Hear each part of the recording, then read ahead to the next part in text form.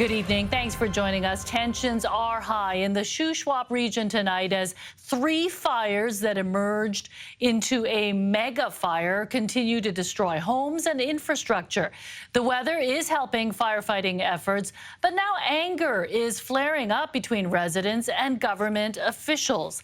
CTV's Penny Daflos joins us live from Chase. Penny, you're under evacuation alert and seeing a lot of conflict there.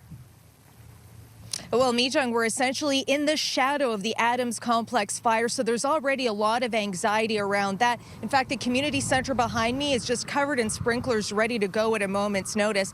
There's also high emotion, though, there's a clash between residents and officials, and 2 stories are really emerging here. Is it a matter of law breaking and theft, or is it survival and support?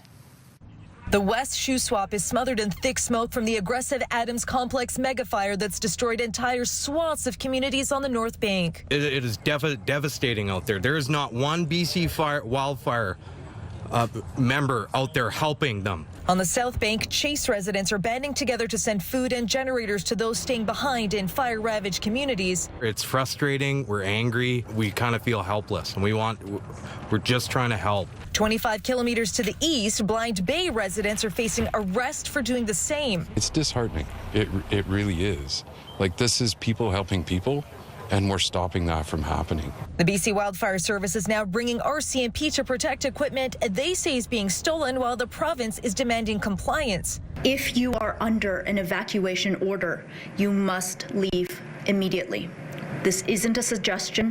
It is the law. But the fire spread so quickly on Friday, many couldn't escape in time, and when they waited for help to arrive, they didn't see any. Going fire to fire, spot to spot, putting them out. We got groups of people organizing, impromptu, on the moment, on the spot, using whatever equipment is available. People think they're helping.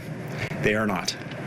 You're not helping if you're moving firefighter equipment. BC Wildfire insists professionals are doing the work and want equipment left where it is. We are not the response force for structural fires or where there is actually in urban communities. There are structural fire departments working in there. The only people I see here right now, these are locals, okay? My son and locals that are trying to save our places. We refuse to watch things burn. We're just being really hopeful that things don't get any worse. Several locals tell CTV News Chase is not prepared for a beast like the Adams complex, despite sprinklers on key infrastructure. This isn't a shock to anyone. We knew this was coming, so for there to be panic and lack of information is just unacceptable. Everybody would love to have 10 times the resources, but I know that everybody is stretched.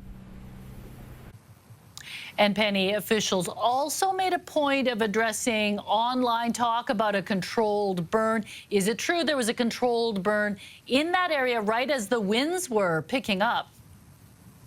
Yes, there was on Thursday. BC Wildfire has confirmed that, but they say that it helped the situation and didn't actually contribute to this complex that merged into this mega fire. But people have to remember there was a lot of unpredictability here. That fire moved. It spread 20 kilometers in half a day, and it even caught BC Wildfire by surprise.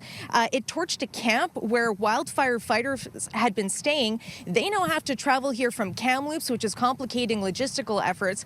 But I have to tell you, mi-jung, a final note. You've noticed that it's getting windy here again. You can see it in my hair. That is the worst possible news for firefighting efforts. That's really what fans the flames, makes this more unpredictable. It's the last thing that people here want to see.